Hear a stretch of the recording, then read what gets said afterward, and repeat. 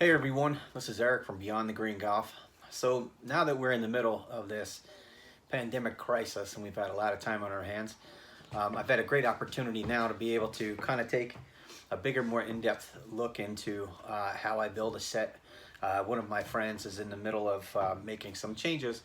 So maybe I figured, I asked his permission and he said to feel free to bring everyone along with me what I do when I'm re-putting a set together. Now this is a simple shaft swap.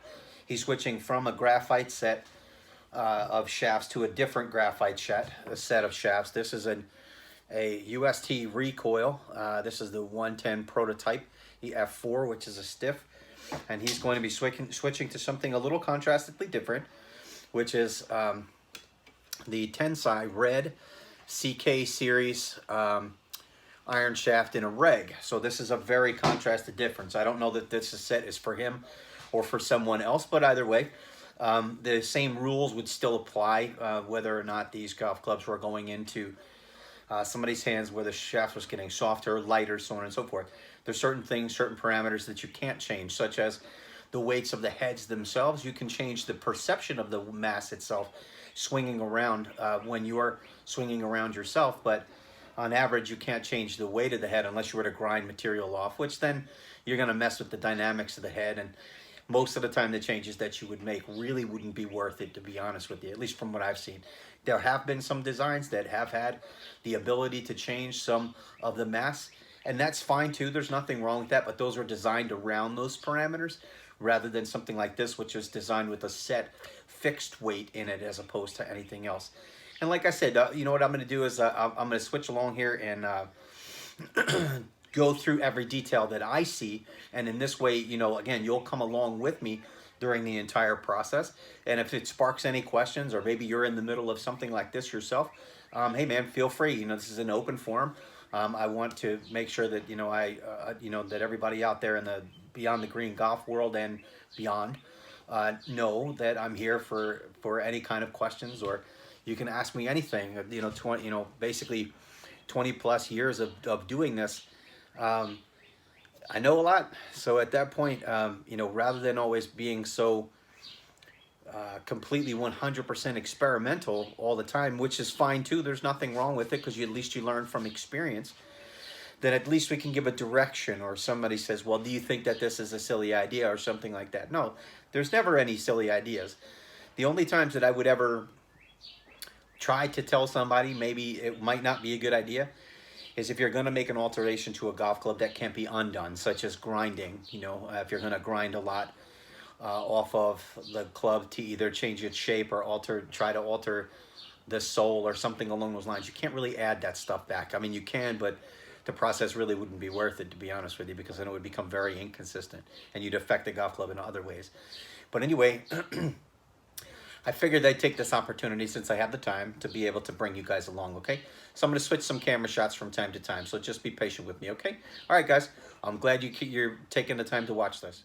Welcome back. So the first thing that we're going to notice is with this set, the set on the left is a set of Titleist AP3 irons, and the set on the right is a set of TaylorMade TPMCs. The first obvious thing, and I'll just show everybody, oh, I'm sorry, I said AP3, I meant AP1 in the long irons, and AP3s in the 8, looks like maybe 7, 8 on down. This is going to be a great example because, again, I know that there's going to be lots of questions, right? That's AP3s, excuse me, from the 6 through the pitch. The 5 happens to be an AP1. The first thing that would come to mind with that would be to make sure that the gapping that is between the AP1 and the AP3 is proper, because from there, that's one of the only things that you can really change, which would be maybe some loft. And again, you can have loft on paper, but the weighting on the AP1 as far as the basic design of the head might be slightly different than the AP3, which you wouldn't really find that out unless you were on a monitor hitting it after we finished everything, okay? The other thing that we're going to notice is there's 1, 2, 3, 4, 5, 6 of the Titleist golf clubs and 1, 2, 3, 4, 5, 6, 7 of the TaylorMade golf clubs. So for the most part, not a big deal. I've already spoken to my client, and he said just to hold off on that 4.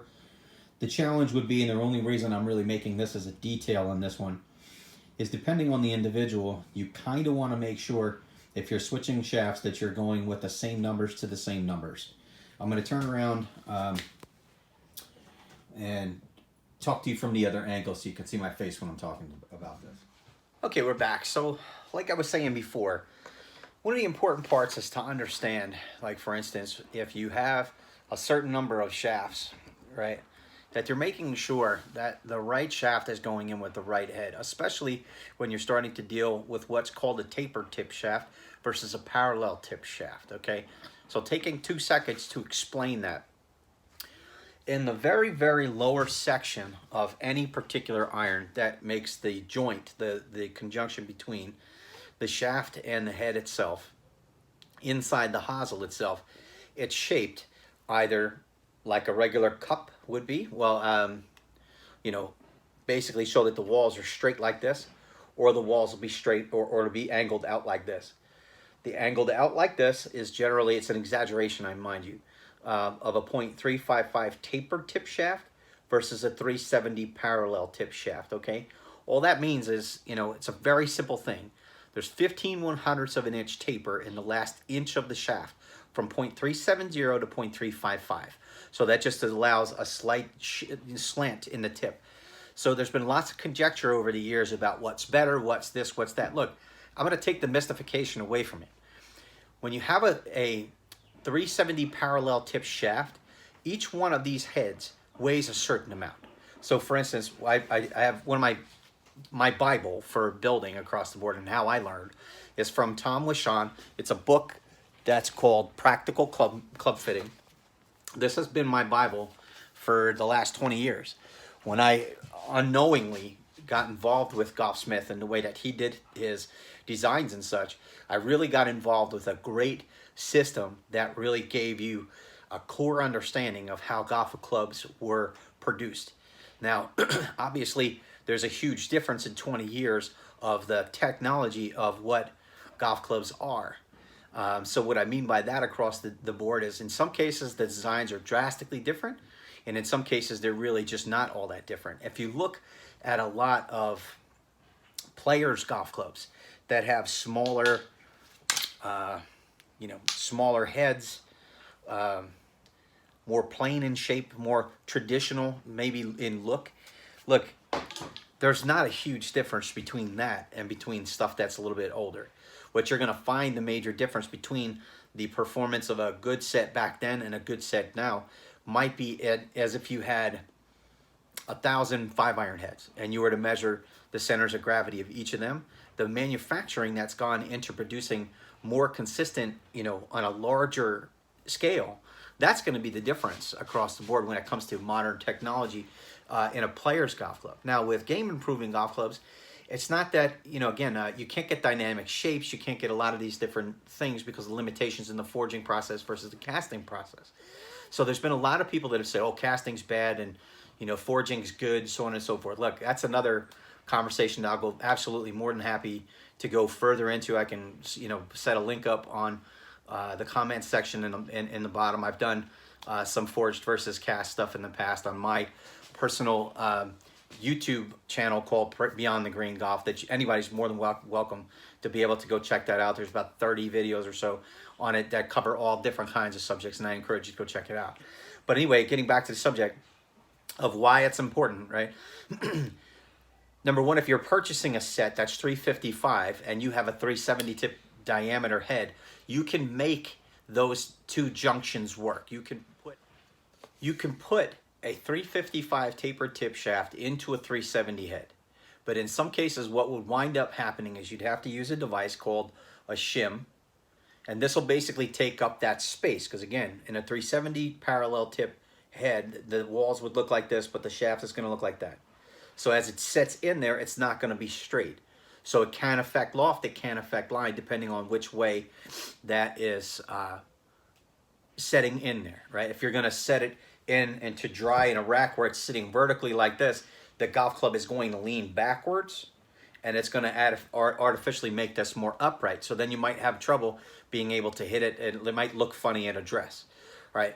What I was going with the other conversation about a 370 tip into a 355 head is there's basically a few things that you can do, but it depends on the situation. And I encourage you not to do these things if you don't necessarily have to. You can take, if you have the ability to, or know somebody with the know-how to, you can bore that 355 taper tip head out to 370, and it would accept that 370 shaft, but then it would never be able to go back to a taper tip again. All right. I would encourage, if you're going to make that kind of a decision, I would be more comfortable with somebody that's going to make that change, that they're going to keep those irons and not get rid of them. Because then again, when the next person that you were to sell them to, if you didn't tell them that, then they went to reshaft it, it could cause trouble, and it's not really worth it. Right? Or in some cases, if you have a graphite tapered tip, that's 370, and you have to taper it down to 355. You can sand it. I don't necessarily really recommend it because of the fact that it is a little bit, takes some time and some finesse to be able to do that. You can take the round shaft and be able to make it oval after that, and then you'll have still the same amount of trouble. So if I would encourage you, if you have a tapered tip head, I would absolutely say buy a taper tip shaft. If you have a 370 parallel tip head, I would absolutely say just buy a 370 parallel tip shaft, because that's what they make them for. It doesn't mean, again, it's all a matter of the customization that you're willing or want to do. That is the only time that I would ever say go outside the norm. If the recommendation is there and they have the taper tip that's available for it, I would absolutely recommend you buying that over anything else in modification, because again, you have to have a skill set in order to be able to do that. And if you don't, you could ruin a very expensive set of irons, and it's not always necessarily worth it. All right, now getting back to the shafts for a second. So again, the reason being with something like this, again, you have a set here that's a 4 through a pitching wedge, and you have a set that's a 5 through a pitching wedge, right? I'm going to take a page out of my Bible, out of my, practical club making, and I'm going to show you basically a list. And at that point, you'll see a corresponding iron number and a corresponding weight, right? So going with a 5 iron, since it's the top end of it, if you're buying a tapered tip shaft and it's at a specific length, or specifically depending on how some companies will tell you that it's a certain inch length, 39.5, 40 inches, something along those lines. That's because if you're looking at this again, that 5 iron is supposed to be 254 grams. When they're making this shaft, there's 2 sides to it, right? The tip and the butt. The butt is going to be the adjustment for the length of the overall golf club, but the tip end, the more stout section of it, is looking for this weight on this end in a 5 iron shaft to be 254 grams. So again, it's very important if you're deciding to reshaft a set and you get a set that happens to be, one off, or it's a 4 through a 9 or something like that. It doesn't mean that you can't make that happen, that you can't do that. You can, of course, do anything. But the challenge becomes trying to make this set feel right to you, right? Because again, for as long as I've been doing this, there's this, I'm sure somebody's going to inevitably come up with the question, well, what about hard stepping or soft stepping? Look, it's a deep subject. And again, I have no problems being able to go over that with somebody, but I'm going to go past that. For the sake of being able to make an even Steven swap, if you get a 5 iron shaft, you should have a 5 iron head. If you have a 6 iron shaft, you should have a 6 iron head. And anytime you start moving around, I have very rarely seen hard stepping and soft stepping for a majority of people that play this game on an average level for it to be even close to valuable. If you feel like you have to do that, you have the wrong shaft, in my opinion, in my experience going, from the past till now. It's either too heavy, too light, etc., and all the things that can go on. If you're starting to change, play the tipping game, you absolutely have the wrong shaft, and that does also include drivers. Again, very personal opinion, but it is what it is. So anyway, now that we have that whole idea down, that we're looking for, the shafts are looking for a certain weight, now let's talk about grips for a moment. I have some grips that I'm going to throw onto this gentleman's shaft. I've weighed them, and the one thing, again, that sometimes you have to be a little bit careful with, is when you start to get involved with your grips, right? Because grips, the more modern grip is a lot better across the board than a little bit older. These are a little bit on the older side, and a lesser expensive variety. I'll put it to you that it's not a Golf Pride. It's a company called Medalist, which used to be Golfsmith, but they no longer exist anymore. But it's a basic grip. It's, you know, just super on the simple side. So for instance, I'm putting one down, and it says 49 grams, right? Another one, and I'm looking at 48 grams, right? Another one that's 49. Another one that's 50. Another at 49. And the last one at 48. So we have a variation of about 3 grams.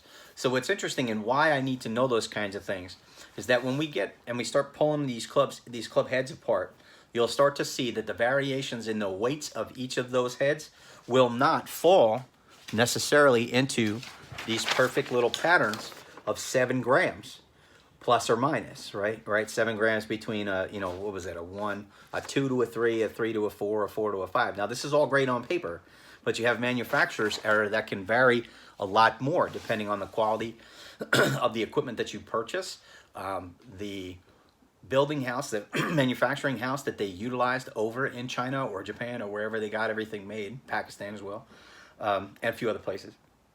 So now, in some cases, that grip weight may come in handy for us, such as we have more 49 gram grips than we do 47, 48, and 50. So if we find a grip, if we find a head that's a little bit closer, right? Say there's 6 grams difference between, say, a 5 to a 4. That's a little bit on the heavy side. That's 7 grams difference between, or 6 grams difference or so between the iron head weights. Then you would want to take the 50 gram grip and you would want to put that with that to counteract that additional heavy mass.